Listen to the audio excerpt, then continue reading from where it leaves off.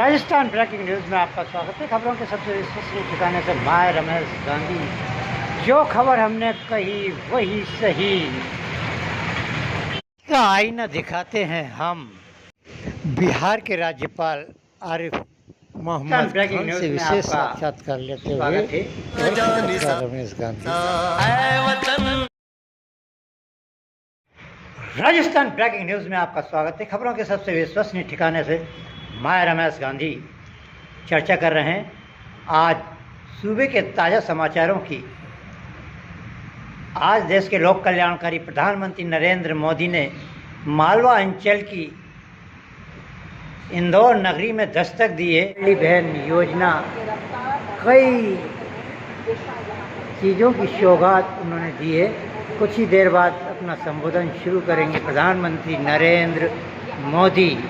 मुख्यमंत्री डॉक्टर मोहन यादव भी और माँ अहिल्या के 300वें जन्मोत्सव कार्यक्रम में शिरकत की है।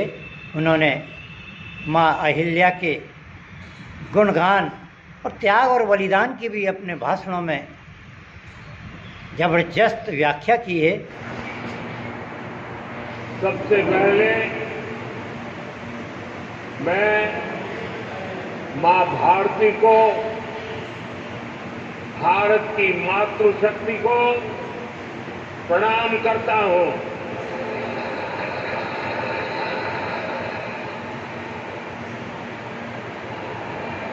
आज यहां इतनी बड़ी संख्या में माताएं, बहनें, बेटियां हमें आशीर्वाद देने आई। मैं आप सभी बहनों के दर्शन पाकर धन्य हो गया।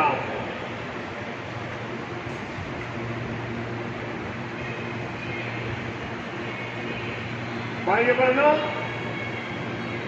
आज लोकमाता देवी अहिल्याबाई होलकर जी की 300वीं जन्म जयंती। 140 करोड़ भारतीयों के लिए ये अवसर प्रेरणा का है। राष्ट्र निर्माण के लिए हो रहे भगीरथ प्रयासों में अपना योगदान देने का है। देवी अहिल्याबाई कहती थी कि शासन का सही अर्थ जनता की सेवा करना और उनके जीवन में सुधार लाना होता है। आज का कार्यक्रम उनकी सोच को आगे बढ़ाता है। आज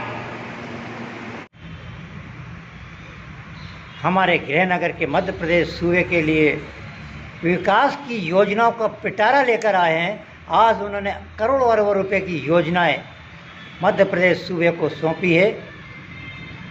हवाई अड्डे का, भोपाल का जीर्णोद्धार कर अब आधुनिक हवाई अड्डा देश के नामी हवाई अड्डों में सम्मिलित हो गया है। वहीं मेट्रो ट्रेन इंदौर में सौगात दी गई है और रघुपति दीदी और महिला सशक्तिकरण की कई योजनाओं का आज उन्होंने आगाज़ किया है। कुल मिलाकर आज प्रधानमंत्री नरेंद्र मोदी मध्य प्रदेश पर मेहरबान हो गए हैं और उन्होंने विकास का पिटारा डॉक्टर मोहन यादव मुख्यमंत्री मध्य प्रदेश शासन के लिए खोल दिया है। कुल मिलाकर आज का दिन मध्य प्रदेश के लिए प्रगति, उन्नति और विकास का दिन है। और माँ अहिल्याबाई के जन्मोत्सव 300 वर्ष माँ अहिल्याबाई के पूर्ण होने पर लाखों महिलाएं और लाखों पुरुष उस महान क्रांतिकारी वीरांगना को याद कर रहे हैं। चर्चा कर रहे हैं राजस्थान सूबे की। राजस्थान सूबे के मुख्यमंत्री भजनलाल आज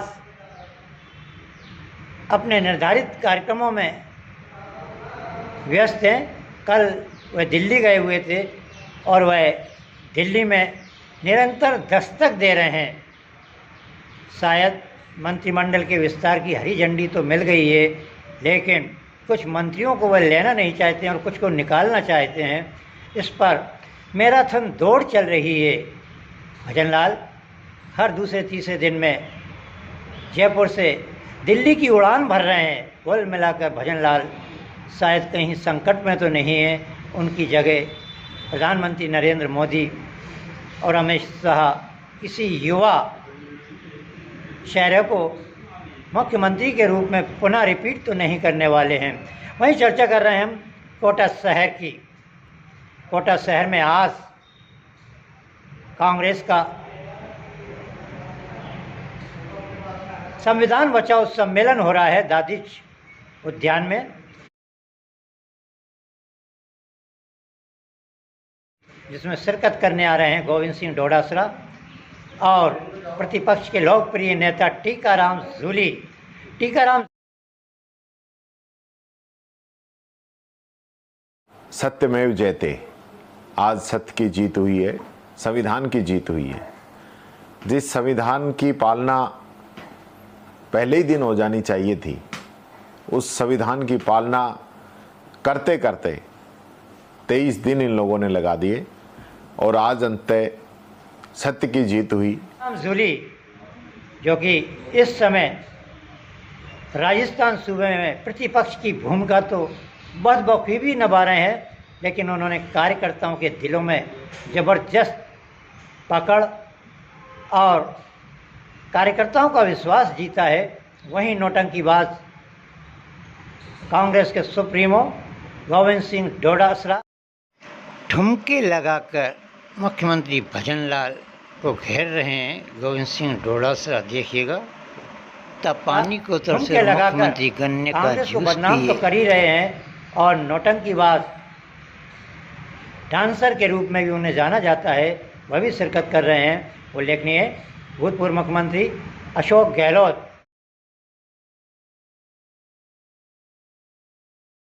जो कि नेपथ्य में चले गए हैं। कोई ज़माना था उनका, उनकी तूती बोलती थी, और गोविंद सिंह डोटासरा, टीकाराम जूली और कांग्रेस के कद्दावर नेता सचिन पायलट मदारी की तरह उनके आगे पीछे नाचा करते थे। लेकिन आज समय बदल गया है। टीकाराम जूली का जलवा हमारी सरकार ने हमारे राजस्थान के बच्चे जो विदेश में जाके राहुल गांधी भी मानते हैं।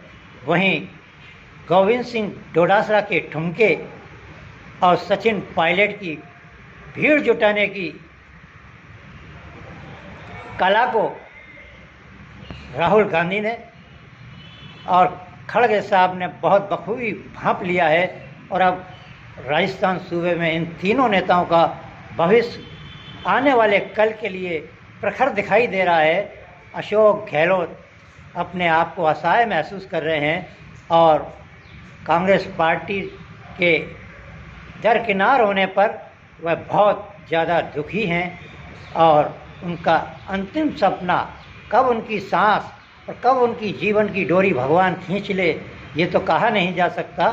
जितनी उम्र है वह खींचेंगे और राजनीति में रहेंगे, लेकिन अंतिम सपना अपने लाडले बेटे इकलौते पुत्र वैभव गहलोत को मुख्यमंत्री बनाने का अब साकार होता नज़र नहीं आ रहा है, क्योंकि आने वाले 2029 के चुनाव में अशोक गहलोत को टिकट मिल जाए यही बड़ी बात है, क्योंकि वह नेपथ्य में चले गए हैं और अशोक गहलोत इस समय कांग्रेस में हाशिए पे चल रहे हैं। उनके सुपुत्र वैभव गहलोत तो बिल्कुल ही कांग्रेस के कार्यक्रमों में शिरकत नहीं करते हैं। वहीं कांग्रेस के महासचिव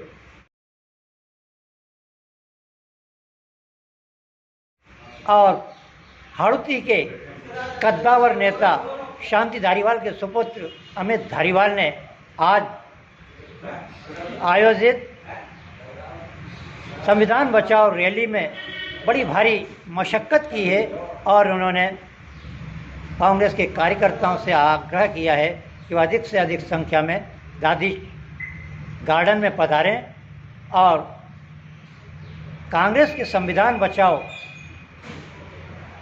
कार्यक्रम को सफल बनाएं। वहीं दूसरी ओर विवादों में भारतीय जनता पार्टी की भंवर में फंसे रहे प्रहलाद गुंजल जुम्मे 1-1.5 साल से कांग्रेस में आए हैं, लेकिन उन्होंने आते से ही भारतीय जनता पार्टी में जो गुटबाजी वो करते थे, भारतीय जनता पार्टी में जो उनकी छवि थी वह उन्होंने कांग्रेस में भी दिखाना शुरू कर दी है। और गुटबाजी की भंवर में उन्होंने शांति धारीवाल के कुछ कार्यकर्ताओं को फंसा लिया है। और सिर्फ हंगामा खड़ा करना मेरा मकसद नहीं, मेरी कोशिश है।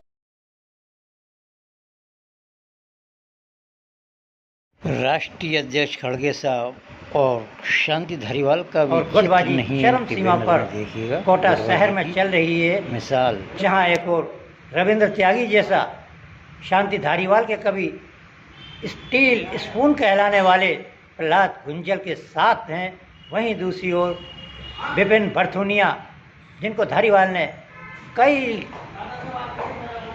ठेके और कई पद दिलाए, वह भी उनका साथ छोड़कर उनके खिलाफ बगावत का बिगुल बजा रहे हैं। कुल मिलाकर अब देखना ये है कि इस सम्मेलन में अशोक गहलोत और सचिन पायलट क्यों नहीं आए हैं। क्या रणनीति है कांग्रेस की, जबकि सारे नेता एक हैं। लेकिन जैसलमेर में भी जो कांग्रेस की जय हिंद सभा हुई, उसमें भी गुटबाजी उभर कर आई। कुल मिलाकर कांग्रेस इस समय गुटबाजी की भंवर में फंसी हुई है और 2029 का चुनाव सिर पर आते आते कांग्रेस 4 खेमों में न बढ़ जाए और कांग्रेस का कार्यकर्ता फिर देखता न रह जाए और दूसरी बार भारतीय जनता पार्टी की भजनलाल सरकार न बन जाए।